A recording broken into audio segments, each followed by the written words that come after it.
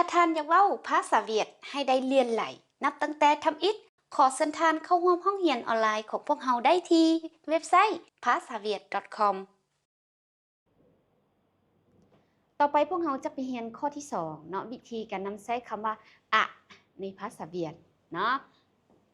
Câu 2 là cách sử dụng từ ạ. วิธีนำใช้คำอะเนาะและเพิ่นเว้าอยู่นี่ว่าạ đứng ở cuối câu để thể hiện thái độ kính trọng của người nói với người nghe จะแปลว่าอะเนาะ đứng ở cuối câu ก็จะยืนอยู่ท้ายประโยค để เพื่อเนาะเพื่อ thể hiện ก็คือแสดงถึงแสดงถึงเนาะท้ายโดก็เป็นกิริยาท่าทางหรือว่าท่าทางเนาะกิ้งจ่องแปลว่านับถือกัวของเงยน้อยของผู้เว้า với กับเงยแง่กับผู้ฟังเนาะและคำว่าอะนี่ถ้าเราเว้าในภาษาลาวก็คือจะเป็นคำสร้อยยืนอยู่ท้ายประโยคเนาะเข้าใจง่ายๆว่าอะนี่มันยืนอยู่ท้ายประโยคเพื่อแสดงความเคารพนับถือเนาะก็คือผู้น้อยผู้มีอายุน้อยกว่าเว้ากับผู้ใหญ่กว่าเว้ากับครูบาอาจารย์ผู้ใหญ่กว่าอ้ายเอ้ยพ่อแม่อยู่ท้ายประโยคเสมอในภาษาเวียดเนาะและวันนี้ถามว่าภาษาลาวเด้แปลว่าอะไรคำว่าอะในภาษาลาวนะบางกรณีบ่แปลเนาะแต่บางกรณีจะถูกแปลว่าเอ้ยในท้ายประโยคของภาษาลาวเนาะวันนี้เราไปเบิ่งตัวอย่างเนาะตัวอย่างที่1 ví dụ thứ nhất เนาะví dụ เป็นตัวอย่างเนาะตัวอย่างที่1ตัวอย่างว่าสบายดีอาจารย์เนาะภาษาเวียดสิว่าว่า chào cô ạ đó. chào cô ạ chào cô ạ แล้ววันนี้ chào cô ạ กับสบายดีอาจารย์คืออาจารย์เว้าเนาะอาจารย์ผู้หญิงคืออาจารย์นี่เว้าว่าโกบ่ chào cô ạ ก็แปลว่าสบายดีอาจารย์ซื่อๆแล้ววันนี้อะอยู่นี่เวลานี้ในภาษาลาวจะบ่แปลเนาะตัวอย่างที่2ตัวอย่างว่าเฮาเห็นเอื้อยเฮากำลังสิไปบ่อนใดบ่อนหนึ่งเราถามว่าเอื้อยไปไสเนาะแต่ว่าเฮาเป็นน้องแล้วเฮาถามเอื้อยเฮาจะใช้คำว่าอะใส่ท้ายประโยคตัวอย่างว่าเฮาถามเอื้อยไปไสเนาะเฮาภาษาเวียดสิเว้าว่าจิมันเอื้อยเนาะจิดีđâu chị đi đâu ạเนาะchị đi đâu ạ จะแปลว่าเอื้อยไปไสภาษาลาวเนาะเอื้อยไปไสอะอยู่นี่จะบ่แปลแต่ว่าในภาษาเวียดต้องใส่เพราะว่าเฮาเป็นคนถามนะเฮาเป็นรุ่นน้องแล้วเฮาถามเอื้อยเฮาต้องเติมคำว่าอะใส่เพื่อหยังเพื่อแสดงความนับถือหมายว่าเพื่อแสดงความเคารพนับถือหรือว่าเพื่อเฮ็ดให้เฮาเฮ็ดให้มันสุภาพขึ้นเนาะบัดนี้ตัวอย่างที่3ตัวอย่างที่ตัวอย่างว่าตัวอย่างเขาก็ถามถึงสุขภาพคือกันเนาะก็คืออีแม่แข็งแรงบ่จังซี่เนาะแต่ว่าเขาเป็นลูกนะเขาถามถึงแม่เขาต้องมีคำลงท้ายด้วยคำว่าอะเนาะตัวอย่างว่าแม่ có khỏe không mẹ có khỏe không ạเนาะเขาจะเติมคำว่าอะใส่ทางท้ายประโยคแบบนี้เนาะแม่ก็แขวะคงอะภาษาลาวจะแปลว่าอีแม่แข็งแรงบ่ซื่อๆบ่แม่นว่าอะนี่สิแปลว่าอะไรวะในภาษาลาวบ่ได้แปลเนาะในภาษาลาวเนาะแม่ก็แขวะคงอะเพราะว่าเฮาเป็นลูกแล้วเนาะเฮาถามแม่เฮาจะต้องลงท้ายด้วยอะเนาะแล้ววันนี้เฮามาเบิ่ง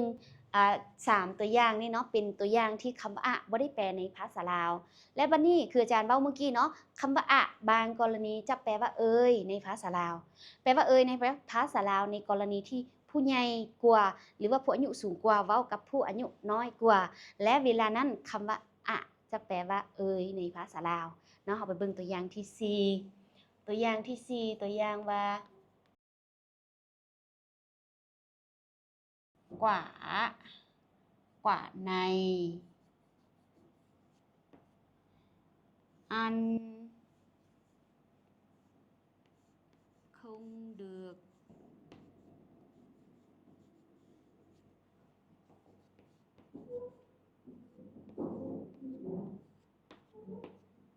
em ạ. Nóตัวอย่างว่า quả này ăn không được em ạ. ตัวอย่างว่าเขาเห็นหมากไม่อีหยังที่แบบว่าหมากอีหยังที่แปลกๆแล้วเขาถามว่าเอ้าทรงเป็นตาแซ่บแท้เอ้ยกินได้บ่แล้วเพิ่นว่าบ่กินบ่ได้น้องเอ้ยตัวอย่างสมมุติว่ากินแล้วก็ตายประมาณนี้หรือว่าเขากินบ่ได้มันเป็นพิษสินะแล้วเอ้ยเขาสิว่า quả này ก็แปลว่าหมากอันนี้ ăn không được ก็คือกินบ่ได้ em ạ ก็น้องเอ้ยเนาะเวลานี้คำว่าอะอยู่นี่นะมันจะแปลว่าเอ้ยในภาษาลาวเนาะhiểu chưa เข้าใจบ่วันนี้ข้อที่5เนาะตัวอย่างว่า em đừng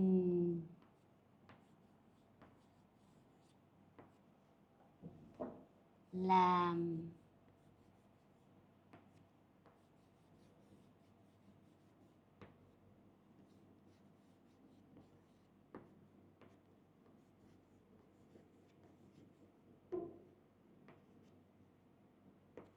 em đừng làm như thế nữa ก็คือน้องอย่าเฮ็ดแบบนี้อีกถ้าเฮ็ดอีกนะพ่อแม่สิเสียใจได้น้องเอ้ยประมาณนี้เนาะ em đừng làm như thế nữa bố mẹ mất lòng đấy em ạ จังซี่เนาะประโยคนี้จะยาวๆนิดนึงเนาะเนื้อเนาะแล้วก็ bố mẹ buồn lòng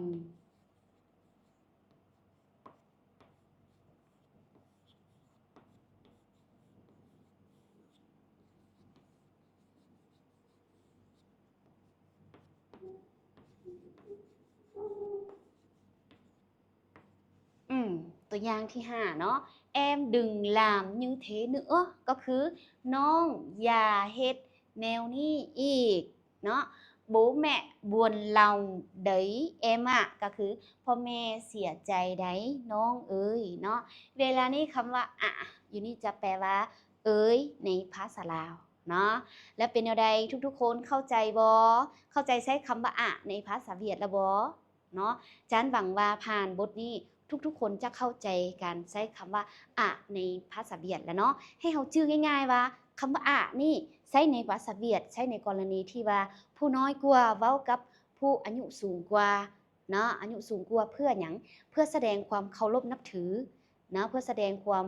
เคารพนับถือผู้ที่ว่าเฮาเว้ากับเว้านำเนาะและอันที่2ก็คือคำว่าอะนี่มันจะแปลว่าเอยในภาษาลาวเนาะและกรณีที่มันแปลว่าเอยในภาษาลาวก็คือตัวอย่างที่4กับที่5นี่มันจะอยู่ท้ายประโยคแต่ว่ากรณีที่ว่ามันแปลว่าเอยในภาษาลาวเป็นกรณีที่ว่าผู้อายุสูงกว่าเว้ากับผู้อายุน้อยกว่าแล้วลงท้ายด้วยคำว่าอะกรณีนี้อะจะแปลว่าเอยในภาษาลาวเนาะแล้วคือกรณีที่ตัวอย่างที่1ที่2ตัวนี้คำว่าอะจะบ่ถูกแปลในภาษาลาวเนาะแล้วเป็นอะไรเข้าใจบ่ทุกๆคนหวังว่าผ่านบทเรียนนี้บทเรียนในมื้อนี้เนาะทุกๆคนจะเข้าใจใช้อันที่1แม่นวิธีถามถึงสุขภาพในภาษาเวียดอันที่2แม่นวิธีใช้คำว่าอะในภาษาเวียดแล้วเนาะและถ้าผู้ใดยังบ่ทันเข้าใจสามารถ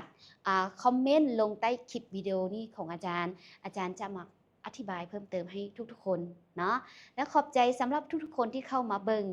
คลิปวิดีโอแต่ต้นจนจบนะพบกันใหม่ในคลิปหน้าสำหรับคลิปนี้ซินเจ้า